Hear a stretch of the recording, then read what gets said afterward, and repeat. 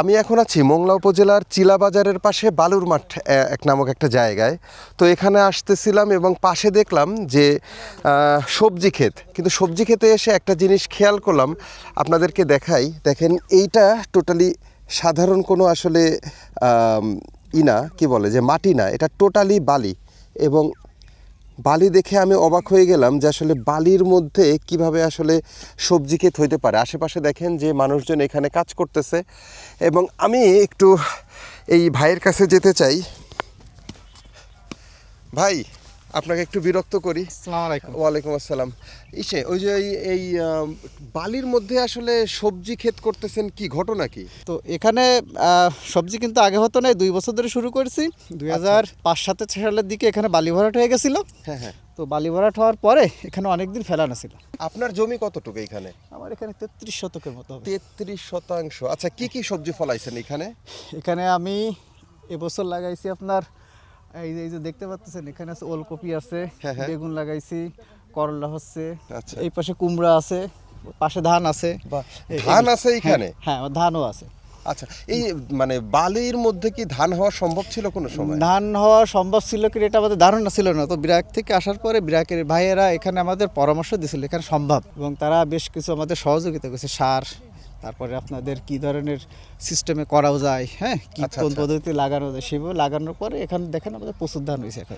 গত 2 বছর ধরে করতেছেন নাকি 1 বছর? আমি এই গত 2 বছর ধরে করতেছি। কি রকম ফলন পাচ্ছেন? এখানে ভালো ফলন পাচ্ছি। আমাদের এই বালির মাঠে যে সবজিটা উৎপাদিত হয়, এটার স্বাদটা অন্য অন্য সবজি থেকে সম্পূর্ণ আলাদা। এটা খুবই টেস্টি হয়, এবং এটা বললাম তো জৈব বালাইনাশক, অর্থাৎ এখানে কোনো ধরনের আপনার বিষক্রিয়া বা বিষের কোনো টাচ হয় না।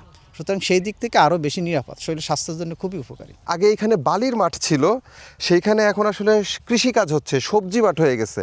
মানে ভাবতেই ভালো লাগতেছে। আপনারা একটু দেখেন যে কি পরিমাণ সবজি আসলে এখানে ফলানোর চেষ্টা করা হচ্ছে এবং ফলবে, আশা করতেছি ফলবে।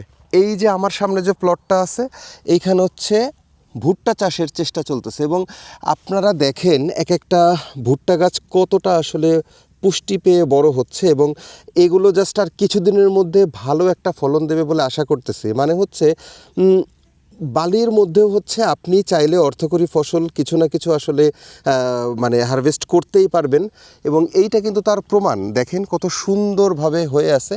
এখন আমি হয়তো দেখাতে পারতেছি না, কারণ হচ্ছে এই গাছগুলো খুবই ছোট ছোট, কিন্তু জাস্ট কিছুদিন পরে এই জায়গাটায় আসলে কীরকম যে মানে সবজি বা শস্যে ভরে যাবে, আমি জাস্ট ইমাজিন করতে পারতেছি না।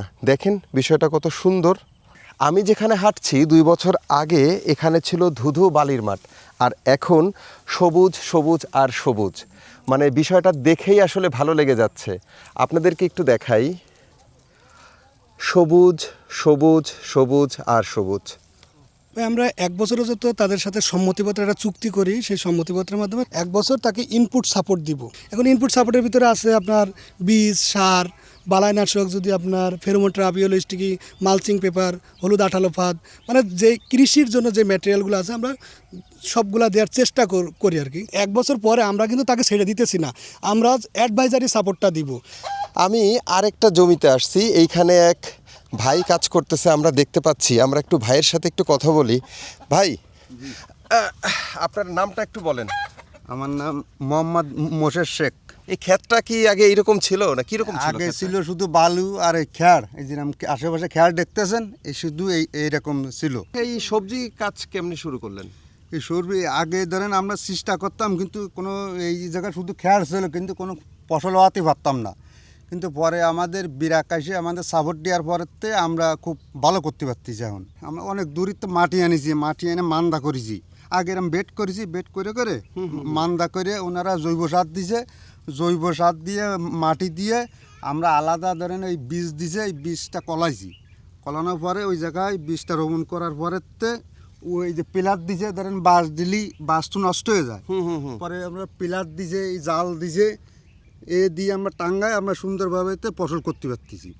আর সাথে ধরেন এই গাছে যদি কোনো পোকামাকড় হয়, আমাকে বিরাট অ্যাডাপ্টেশন ক্লিনিক আছে, ওখানে আমাকে ম্যাডাম আছে, প্রতি সপ্তাহে 2বার আমরা ক্লিনিক হয়, আমরা ওইখানে যেয়ে তার কাছে পরামর্শ নিই। আমি একটা বাড়িতে আসছি এবং বাড়িতে আসার একটা কারণও আছে। দেখেন আমার মাথার উপরে হলো লাউ গাছ এবং এইখানে আপা কাজ করতেছে। আপা, আপনার সাথে একটু কথা বলি। এই কি অবস্থা, আপনার কেমন আছেন? আপনার নাম কি? আমার নাম শাহনাজ বেগম। এই উঠানে লাউ কি বুঝতে পারতেছি না, তো একটু বুঝাই বলেন তো ঘটনা কি? এই উঠানে আমি এই লাগাইছি এরকম, আমি বাড়ির ছায়া হচ্ছে, আমার সবজি হচ্ছে, বাড়িতে আমি করি, আমরা খাই, তারপর আমি সপ্তাহে 3-4 হাজার টাকা বেশি। আমি তো দেখলাম আশেপাশে অনেক বালি। হ্যাঁ, তো বালির মধ্যে আপনাদের এই ঘরের মধ্যেই শুধু আসলে দেখলাম অনেক আর কি সবজি।